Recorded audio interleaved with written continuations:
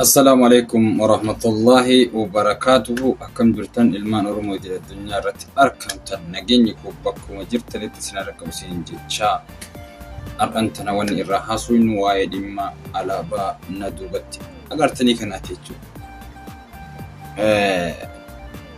إمي على با كنا أجنداته اللي يروداف قرو أكتس قباو اللي نيقونا أسرتي wanni dubbachuu barbaannu wanni kuni beekamuu qaba yaani beekamuu qaba abbaan isaa eenyu akka tahe abbaan alhabaatana eenyu akka tahe beekamuu qaba jechuudha.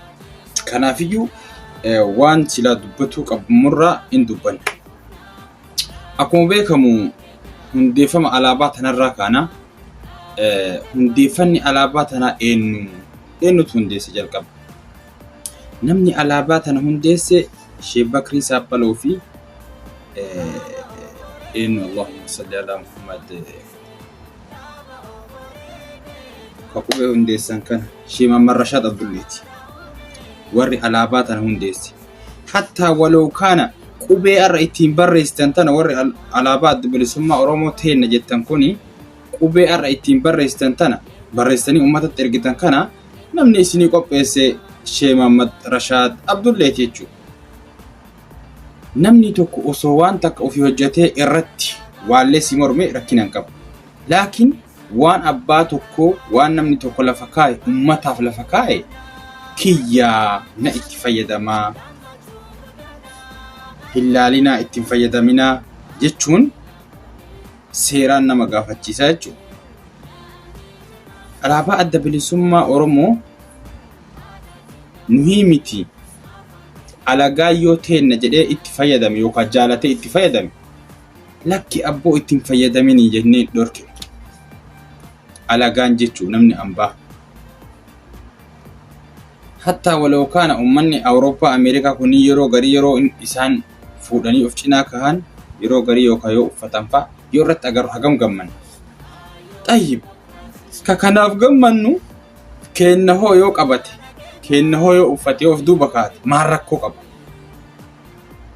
Oromoon meeqa moo meeqa Oromoon meeqa isin nama meeqa Oromoon bakka Oromoo biraatu jira Jawaar Oromoo biraati irraayi.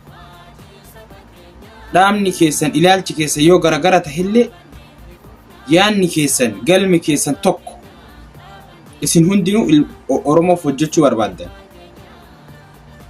Jawaar Muhammad alaabaa tana of duuba kaahuun isiniifuu sharafa guddaa dhalaal sila beeytanii isinumaafuu sharafa guddaa.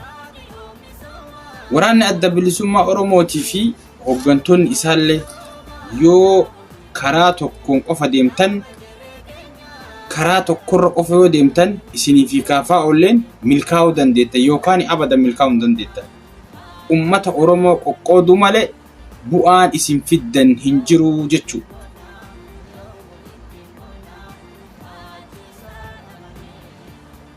Yoo xiqqaate mee bu'aa waan isin hojjettanii fi waan Jawaar Muhammad hojjete wal jidduutti ilaalla.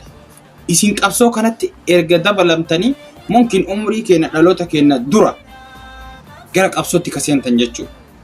Daawud Ibsaa nama meeqa si biraa dhume jaallan kan kee.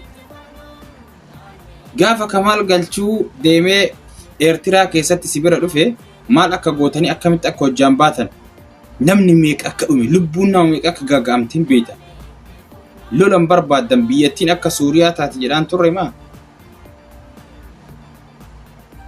Har'a haa xiqqaattu haa guddattu namuma Oromoo ofiin jedhutu isin galchee magaalaa keessa jiraachuu isin hin dandeenye keessa idmee keessan rabbeedha isintu lolaan biyya qabataa sila wayyaan irraa isintu fudhataa sila.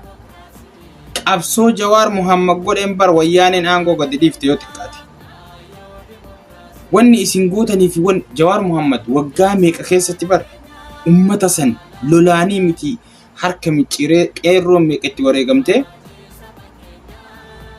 aangoo saniin isiniyyuu sababa isaa gara biyyaa galtanii bar. Jawaar Muhammad OMN hundeesse miidiyaa hundeesse hinaaffaa isarraa kaatanii ONN jettanii hundeessitan. Keelloo miidiyaa jettanii hundeesse waa meeqa goota yaaki waa meeqa kuni marti maali OMN irratti takka mee wannaan jalmarroo dhiyaatee wannaa kenne agartanii jirtan maglacaa kenne jibba OMN irraa qabu. Isin Jawaar Mohammad osoo isin keessa waraanatti dabalame isin keessa wallahi billahi halkan takka akka bulchin lubbu isaa akka galaafattan beekamaan ni beekama. Video live gadda waraabaa ture saniin kaasee ani sababni kaasifamootiyyuu live sanarratti dogongora dalageen an dogongora hojjedhe Dr. Mararaa Guddina dhiifama gaafachuu barbaada irraa kanan maaliifi ani wannaa san hubannoon sirriitti ilaalle ka itti barreesse Daawud Ibsaati warra kaafaa hotti jechuudha. Sanii video san kaasee dhiifama rappara kenna Mararaa Guddina azumaan dhiifama gaafanna. Kanaafiyyuu waraanni adda bilisummaa Oromoo yookaan ilaalchi ABO kun wallahi an nattin tolu yeroo baay'ee nattin tolu. Wayita biyya alaati illee nama fixaa turtan allee nama fixan. Jawaar Mohammad yoo aangoo qabate maali? Karaa keessaniin deeme karaa biraatiin deeme yooma aangoo qabate maal rakkoo qaba? Boleessa keessanii miti ilma keessanii sammuun teessanii fi sammuun isaa wal qixxayyaaddu ilaalcha garagaraa qabdan. Inni fageessee yoo yaadde isin xiqqeessitanii yaaddan akkasitti wal laba jechuudha. Halkanii fi guyyaadha akkan. Isin warra halkaniiti inni warra guyyaati. Akka hagan takka wal labdan. Ummata Oromoo jidduutti burjaajii hin fidina. Alaabaan adda bilisummaa Oromoo ta ummata Oromoo maraati. Tadhaaba adda bilisummaa Oromoo qofaa miti. Yoo akkasii Oromoon hedduu jira jechuudha. Ifa nu baasa. Isinillee Oromoo teessan warra isin deeggar fudhadhaa deema nullee gara deemnu deemna yoo akkas barbaadda. Yookaan dogongoroota akkanaa kanarraa be careful maal akka taatan ammoo backgroundii keessan isin agarree jirra. Akka caffeera misfaamoo warra difaa irraa godhuu barbaadan hin jiran. Jaarsin agarree jaarsi maaliidhaa waraqaa san inni hin barreessine inni barreessuu baate namni kenne isaa miti. Bara chira jira waraqaan Daawud Ibsaatu gara wannatti barreessi jedhee chira jira waraqaa gubbaa jira maal kijiba yaatan waan agartan. Ummata summi ummata gandummaa jaalmarroo eenyutu ajaja waraanaa godhe osoo amma irraa buufne jettanii balaan meeqa galu beeytanii filannoo machi keessatti geggeessinee jaalmarroo achirraa buufnaa jettanii balaan meeqa akka dhufu beeytanii isin. Maal akka jarri taate hin beeynaa jechuun suma beeku namu sobeenu huba waliin nyaanna jetteedhan saree. Kanaafiyyuu waa'ee dhimma alaabaa ilaalchisee alaabaan ta ummata Oromoo maraati ta dhaabata akkatiyyuu miti ta ummata Oromoo maraati hatta OPDO'n haqa irraa qabdi. Haala Oromummaa himattuun OPDO'n yookaan badhaadhinni haqa irraa qaba. Haqa irraa qaban ilmaan Oromooti Oromummaa haala himataniin haqa irraa qaban. Mormuun dandeettan jechuudha. Maal ofii bocattanii lafa keettan seetan isin dura jirti alaabaan osoo isin dhalatin isin dura hundeeffamtee jirti. Maqaa alaabaa kanaatiin jiraataa jirtanii sila dhabamtanii isiniyyuu lafarra. Warri adda bilisummaa Oromoo maalii ofiin jedhu kun wallahi maqaa alaabaa tanaatiin jiraattan. Jawaar kaampaanii banatee maalii yoo banate maal rakkoo qaba? Kaampaanii miti yoo xayyaara tokko qabaate maal rakkoo qaba? Yoo abbaa qabeenyaa ta'e maal rakkoo qaba? Rakkina qaba? Diinagdeen isa utubuun isa gargaaruun isa cinaa dhaabbachuun waan guddaa bara. Biyyoota Awurooppaa kana keessatti bar qabeenyaan fa'a dorgomta. Ka barnoota kan qabne qabeenya yoo qabaatte dorgomta. Qabeenya gurguddaa jechuudha. Dhangalaaftee qabeenya kan keeti. Maal rakkoo qaba yoo qabeenya qabaate? Maa isinii haafsisa? Hiyyeessa akka keessanii warra kiisiin citaa ta'uu qabaa? Dirqama. Warra sammuullee ciccite warra kiisiillee ciccite ta'uu qabaa? Maali uummanummaan Oromoo kun baxabboo laa ilaaha illallah. Uummata sammuun isaa duubatti yaaddu. Wallahi duubatti. Namni isaa akka guddatu hin barbaadan. Namnummaan Oromoo tokko akka ol bahu hin barbaadan. Yoo mul'ate dhabamsiisuu barbaadan. Jawaariin duulli irratti geggeeffame duula xiqqaa miti. Maa hidhaa bayaa, maa hin du'inii, maa hin ajjeesinii. Akka abdii illee sanitti maa hidhaman taa'inii gaafa awwaalaallee sababa Abiyyi fa'a galee inni nu mataan isaatu har'allee sababu Abiyyi bahe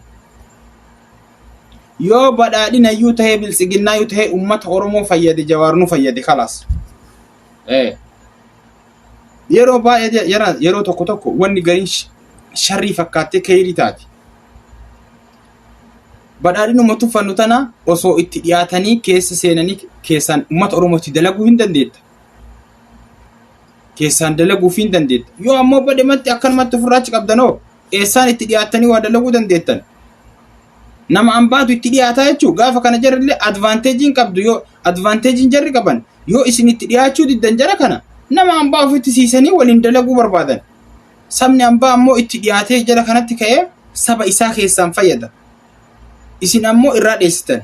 Gaafa isin irraa dheessitan akkasumatti baqataa ooltan malee itti dhiyaachuu hin dandeettan. Jarri qofti ammoo uummata Oromootiif waa godhuu dhabuun maal? Mootummaan hundeeffame Abiyyi eega bara Abiyyi akka Itoophiyaa guututti mootummaadha. Akka Oromiyaatti miti. Oromoo qofa gargaaruu hin danda'u. Oromoo qofa deeggaruu hin danda'u. Sabaaf sablammoota hunda ija takkaan laaluu qaba mootummaa waan ta'eef jechuudha. Warri achi keessa seenee sila sabaaf dalaguu danda'u kunoo akkanatti irra dheessa dhaaba biraa cicciree of maalii ijaaree of maalii yoo ta'e. Kanaafiyyuu waa'ee dhimma alaabaa adda bilisummaa Oromoo ilaalchisee alaabaan ta'u uummata Oromoo maraati wanni adda bilisummaa Oromoo kophatti qabu hin jiru. Jawaar Mohammad uffachuu miti yoo akka huccuutti uffatee godhate isin ilaallatu murtii takka kennullee hin dandeettan. Uummata Oromoo burjaajessinaa uummata Oromoo wal ficcisiifnaa yoo taate malee bu'aan isin keessaa argattan hin jiru. Jawaar iyyuu uummanni jaalate maa jibbitan maan rakkoo qabu ilma keessanii obboleessa keessanii miti. Aqalli ishee xiqqaatee uummata Oromoo wal taasisee jira Jawaar Mohammad wal taasisee jira.